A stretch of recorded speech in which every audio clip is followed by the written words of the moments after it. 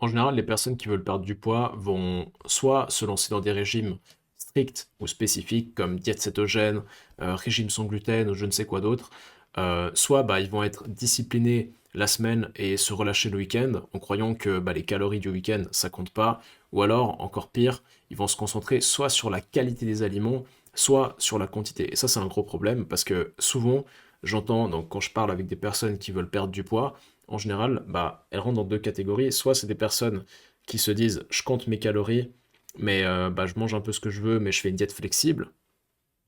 Soit ils vont juste regarder la qualité des aliments, ils vont manger des aliments bruts, mais ils vont les manger en trop grande quantité. Et je vois rarement des gens faire les deux, c'est-à-dire consommer des aliments de qualité, bruts, non transformés, bons pour la santé, entre guillemets, et en plus de ça, bah, calculer leurs calories. Et idéalement, bah, il faudrait faire les deux.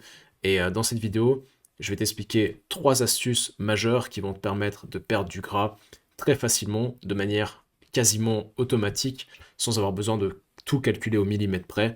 Donc sans plus attendre, c'est parti. Donc la première astuce, ça va être d'avoir une pyramide bien précise de priorité entre les aliments que tu vas consommer dans un repas. Donc en général, moi ce que je recommande, c'est avant de commencer un repas, tu bois 500 ml d'eau.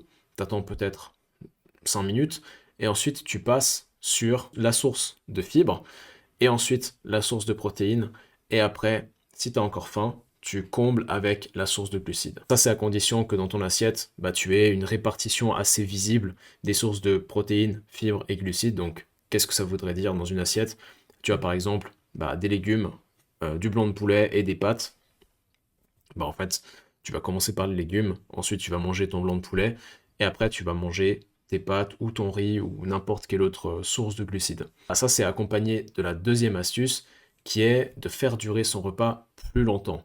Donc, non seulement tu vas avoir une certaine hiérarchie des aliments en termes de priorité de ce que tu vas manger en premier ou pas, mais en plus de ça, tu vas faire durer chaque aliment plus longtemps en mâchant à chaque fois tes aliments minimum 10 à 15 fois par bouchée.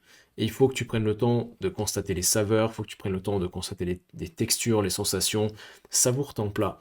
Et ça, en général, donc on pourrait le traduire par tout simplement bah, manger en pleine conscience. C'est ça que ça veut dire en fait. Manger en pleine conscience, c'est mâcher, c'est prendre conscience bah, de ce que tu es en train de manger, de ce que ça te fait ressentir. Et ça, en général, c'est hyper important. C'est quelque chose que beaucoup de gens bâclent.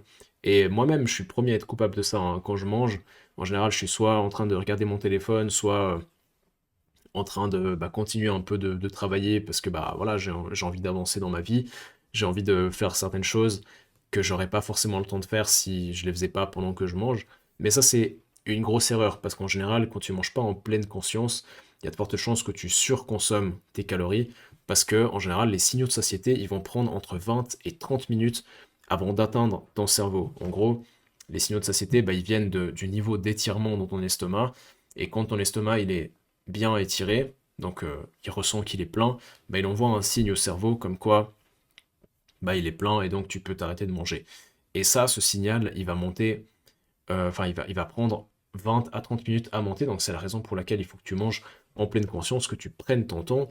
Et si au bout de 30-40 minutes, tu as encore faim, tu peux recommencer à manger, peut-être resserre-toi des légumes, tu vois, ou bien bois de l'eau et resserre-toi des légumes, parce que bah, les légumes, ça n'a aucune calorie. D'ailleurs, bah, astuce, on va dire bonus, bah, dans ton assiette, au lieu de mettre un quart de légumes, un tiers de protéines et le reste glucides, bah, tu fais l'inverse, tu mets une moitié d'assiette avec des légumes, un quart protéines et un quart glucides, et tu verras que bah, tu seras bien plus rassasié, parce que les légumes, bah, ça contient énormément de fibres, et en plus de ça, bah, tu auras moins besoin de consommer des glucides. Et bah, les glucides en général, c'est ce qu'on considère comme le macronutriment le moins essentiel parce que bah oui, t'en as besoin pour avoir de l'énergie, mais si t'as pas de glucides, enfin si t'as pas suffisamment de glucides, ton corps il va puiser dans d'autres réserves, genre bah tes graisses, tes réserves de graisse. Donc c'est la raison pour laquelle les glucides c'est le truc qu'on privilégie le moins parce que c'est le moins essentiel. Même si ça reste idéal d'avoir des glucides dans son alimentation, mais ça c'est un sujet pour une autre vidéo.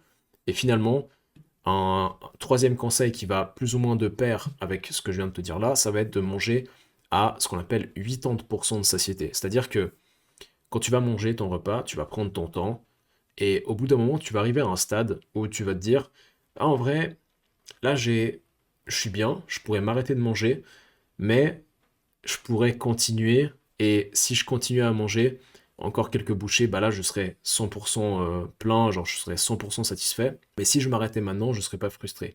Et ça, c'est ce qu'on appelle en théorie le 80% de satiété.